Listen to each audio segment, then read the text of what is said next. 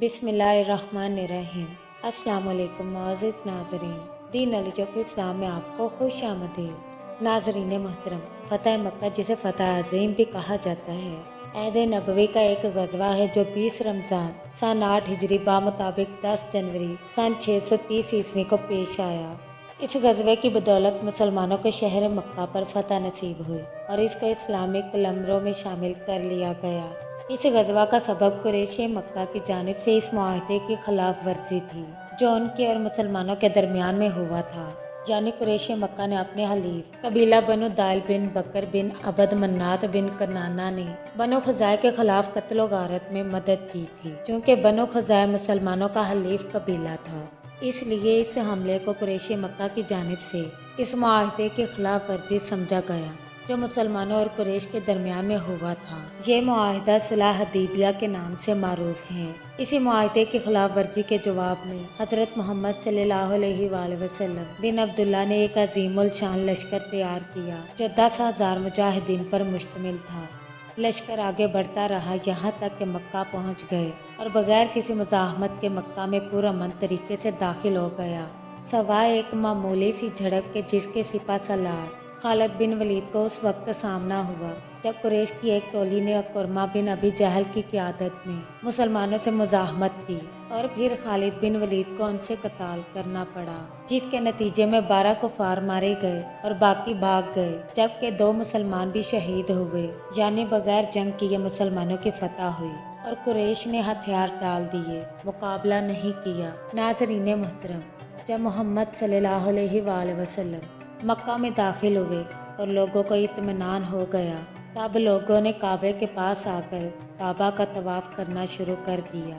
ناظرین محترم، اس وقت لوگوں نے کعبہ کے اندر اور کعبہ کے باہر بھی بت رکھے ہوئے تھے اور لوگ ان کی پوجا کیا کرتے تھے۔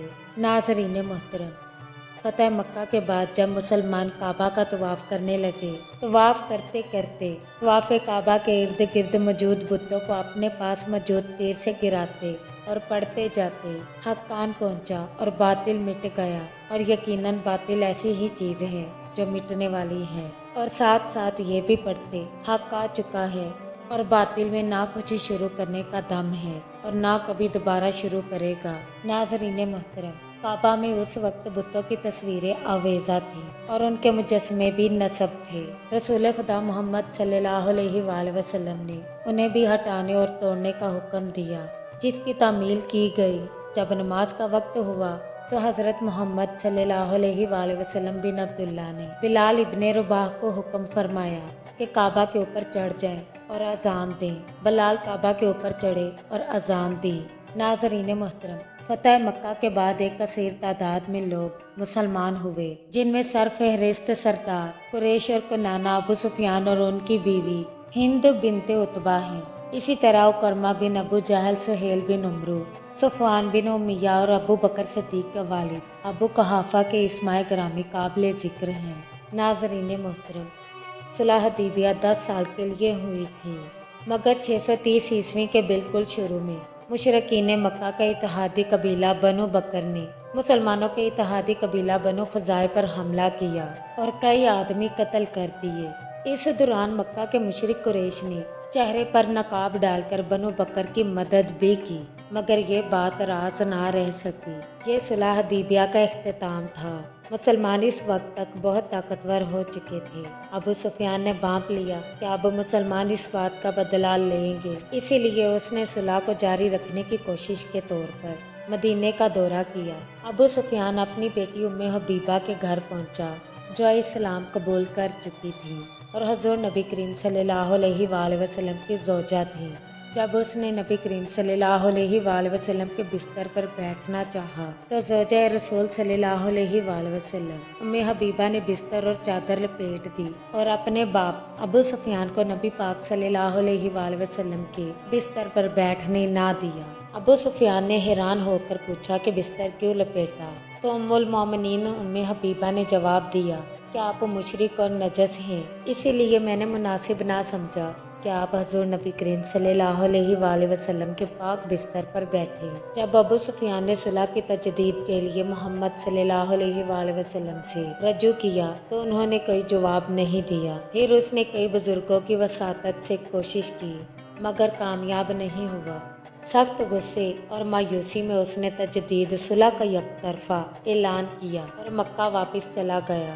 قبیلہ بنو خزاعہ نے رسول صلی اللہ علیہ وآلہ وسلم سے فریاد کی تو انہوں نے مکہ فتح کرنے کا فیصلہ کیا۔ بنو خزاعہ نے اپنے ایک شاعر عمرو ابن خزاعہ کو بھیجا تھا جس نے دردناک اشعار پڑھے اور بتایا کہ وہ وطیرہ کے مقام پر رکوع اور سجود میں مشغول تھے۔ تب قریش نے ان پر حملہ کر دیا اور قتل عام کیا۔ حضور نبی کریم صلی اللہ علیہ وآلہ وسلم نے ان سے کہا کہ ہم تمہاری مدد کریں گے۔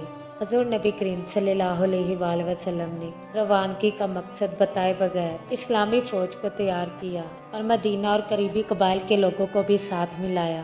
لوگوں کے خیال میں صلح حدیبیہ ابھی قائم تھی، اس لیے کسی کے گمان میں یہ نہ تھا کہ یہ تیاری مکہ جانے کے لیے ہے۔ حضور نبی کریم صلی اللہ علیہ وآلہ وسلم نے مدینہ سے باہر جانے والے راستوں پر نگرانی بھی کروائی تاکہ یہ خبریں قریش کا کوئی جاسوس باہر نہ لے جائے۔ آپ صلی اللہ علیہ وآلہ وسلم نے دعا بھی کی کہ اے خدایا آنکھوں اور خبروں کو قریش سے پوشیدہ کر دے تاکہ ہم اچانک ان کے سروں پر ٹوٹ پڑے۔ 10 رمضان 8 ہجری کو روانگی ہوئی۔ کسی کو معلوم نہ تھا کہاں جانا ہے۔ ایک ہفتے میں مدینے سے مکہ کا فاصلہ طے ہوا۔ مکہ سے کچھ فاصلے پر مر الزہران کے مقام پر لشکر اسلام خیمہ زن ہوا۔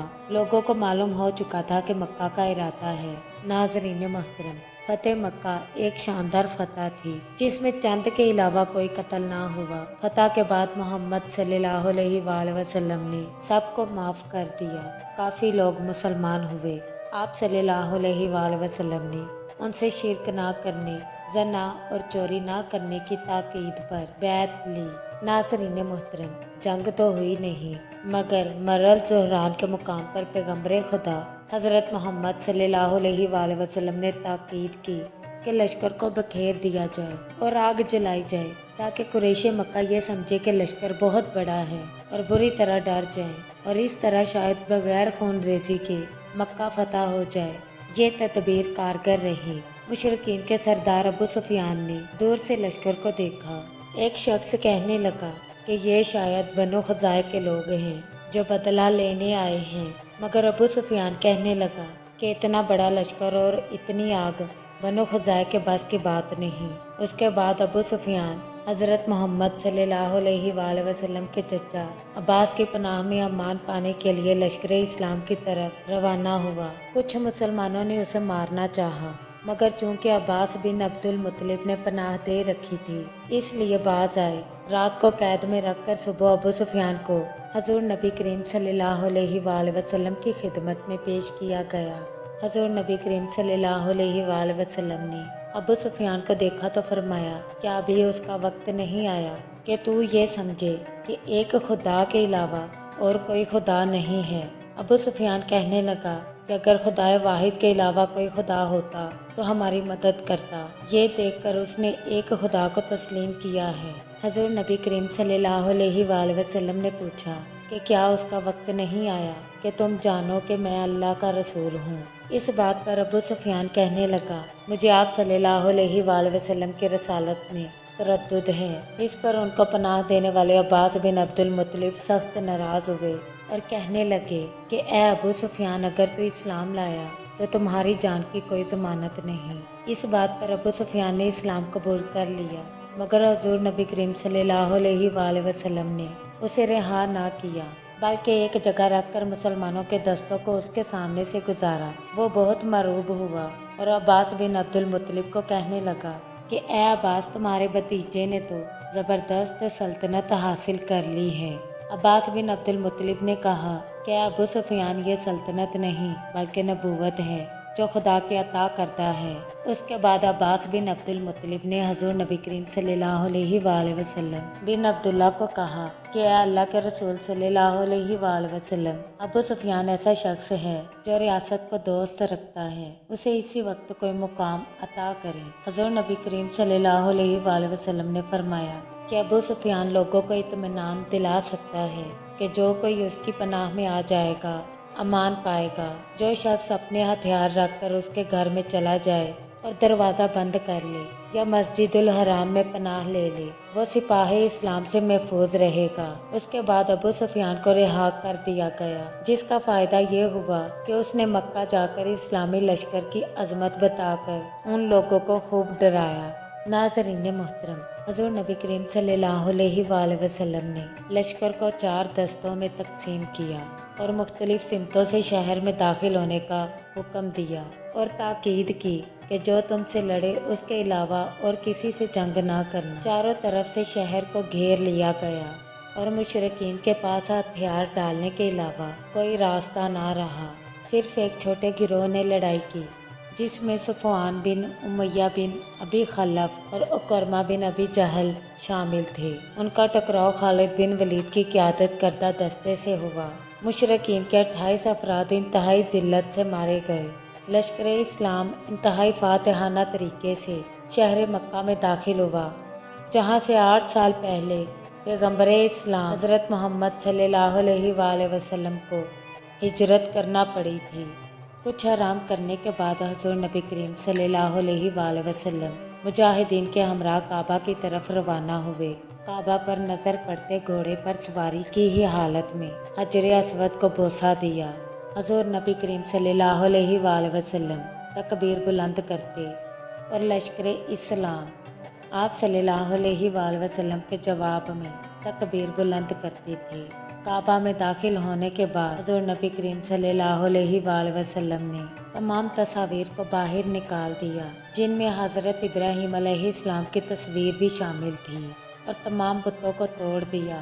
بتوں کو توڑنے کے لیے حضور نبی کریم صلی اللہ علیہ وآلہ وسلم نے علی بن ابو الاس کو اپنے مبارک کاندھوں پر سوار کیا اور بتوں کو اپنے ہاتھوں سے بھی توڑتے رہے، یہاں تک کہ کعبہ کو شرک کی تمام علامتوں سے پاک کر دیا۔ ناظرین محترم، فتح مکہ ایک شاندار فتح تھی جس میں چند کے علاوہ کوئی قتل نہ ہوا۔ فتح کے بعد حضور نبی کریم صلی اللہ علیہ وآلہ وسلم نے سب کو معافی دے دی۔ کافی لوگ مسلمان ہوئے۔ آپ صلی اللہ علیہ وآلہ وسلم نے ان سے شرک نہ کرنے، زنا اور چوری نہ کرنے کی تاکید پر بیعت لی اور انہیں اپنے اپنے بتوں کو توڑنے کا حکم دیا۔ مکہ کی فتح عرب سے مشرکین کے مکمل خاتمے کی ابتدا ثابت ہوئی۔ ناظرین محترم، مکہ کی فتح کے بعد حضور نبی کریم صلی اللہ علیہ وآلہ وسلم نے سابقہ مشرکین کو مکہ کے اطراف میں بتوں کو توڑنے کے لیے بھیجا۔ مکہ کے فتح کے بعد ارد گرد کے مشرکین پریشان ہوئے اور ایک اتحاد قائم کیا، جس وجہ سے فتح مکہ کے اگلے ہی ماہ غزوہ حنین پیش آیا۔ ناظرین محترم، امید کرتے ہیں آپ کو ہماری ویڈیو اچھی لگی۔ کامنٹ باکس میں اپنی رائے کا اظہار ضرور کیجیے گا، اور اس چینل پر نئے آنے والے دوستوں سے گزارش ہے کہ چینل کو سبسکرائب ضرور کر لیں اور بیل آئیکن کو پریس کرنا مت بھولیں تاکہ ہمارا ہر نوٹیفیکیشن آپ کو ٹائم پر مل سکے۔